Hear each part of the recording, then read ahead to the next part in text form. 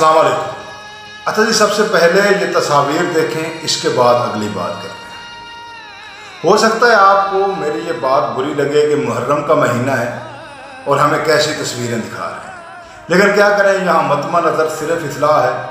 یہ تصویریں دکھانا مقصود نہیں ہے اور نہ ہی کسی کی دل آزاری کرنا ہے۔ پھر بھی اگر کسی کو یہ بات بری لگے تو میں معذرت چاہتا ہوں۔ اچھا، آتے ہیں اصل بات کی طرف۔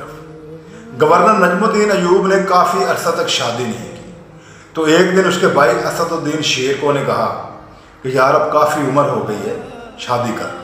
تو گورنر صاحب نے کہا کہ ابھی تک ایسی لڑکی ہی نہیں ملی جس سے میں شادی کروں۔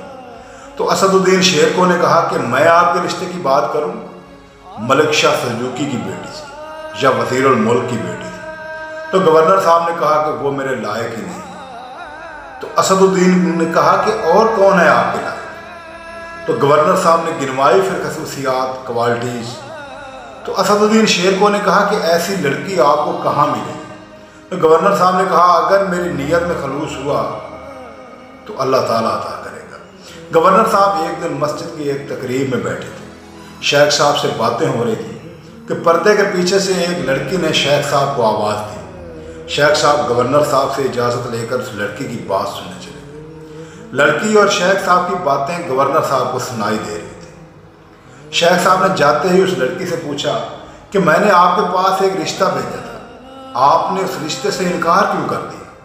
تو اس لڑکی نے کہا کہ وہ لڑکا خوبصورت تھا، نوجوان تھا، مالدار بھی تھا، لیکن میرے لائق نہیں تھا۔ تو شیخ صاحب نے کہا کہ اور کون ہے آپ کے لائق؟ تو اس لڑکی نے کہا کہ میں شادی اس شخص سے کروں گی جو میرا ہاتھ پکڑ کر مجھے جنت میں لے جائے، جس سے مجھے اللہ تعالیٰ ایک ایسا بیٹا عطا کرے جو بلا کا شاہ سوار ہو اور مسلمانوں کا قبلہ اول بیت المقدس آزاد کروائے۔ گورنر صاحب نے جب یہ باتیں سنی تو شیخ صاحب سے کہا کہ میری اس لڑکی سے شادی کروا دیں۔ شیخ صاحب نے کہا کہ آپ گورنر ہیں اور یہ محلے کے سب سے حقیر گھرانے کی لڑکی ہے۔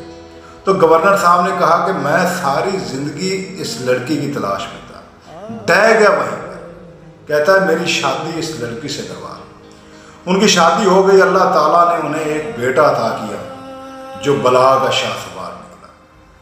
اس نے مسلمانوں کا قبلہ اول بیت المقدس آزاد کروایا، جس کے قصوں سے تاریخ آج بھی بھری پڑی ہے، جسے دنیا سلطان صلاح الدین ایوبی کے نام سے جانتی ہے۔ سلطان صلاح الدین ایوبی نے جنگ کے دوران جب ایک یہودی کمانڈر کو گرفتار کیا تو اس کمانڈر نے کہا کہ صلاح الدین، بے شک تم مجھے مار دو، لیکن تمہارے بعد ہم مسلمان عورتوں کو اس قابل ہی نہیں چھوڑیں گے کہ وہ دوبارہ سلطان صلاح الدین ایوبی جیسا مرد مجاہد پیدا کریں۔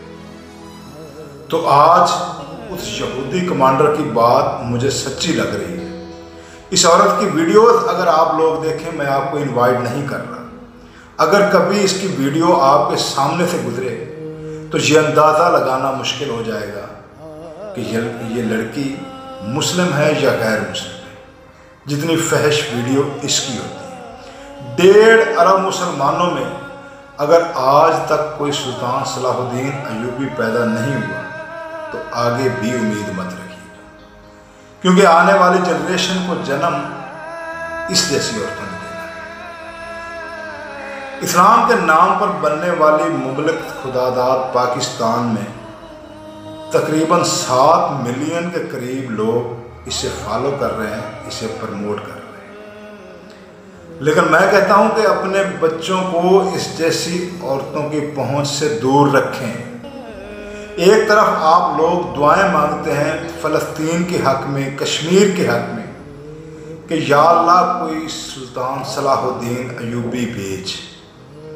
اگر 1.5 ارب مسلمانوں میں عقیدہ اتنا کمزور ہو گیا ہے کہ آج تک کوئی سلطان صلاح الدین ایوبی دوبارہ پیدا نہیں ہوا تو آگے بھی امید مت رکھیں۔ بہتر ہے ایسی لڑکیوں کا بائیکاٹ کریں، یہ آپ کی آنے والی جنریشن کو، آپ کی آنے والی نسلوں کو کمزور، کھوکھلا کر دیں۔ صرف ہم لوگ نام کے مسلمان رہ جائیں گے، ہماری نسلیں نام کی مسلمان رہ جائیں گی۔ اگر اس کی ویڈیوز کبھی سامنے آئیں تو فیصلہ آپ نے کرنا۔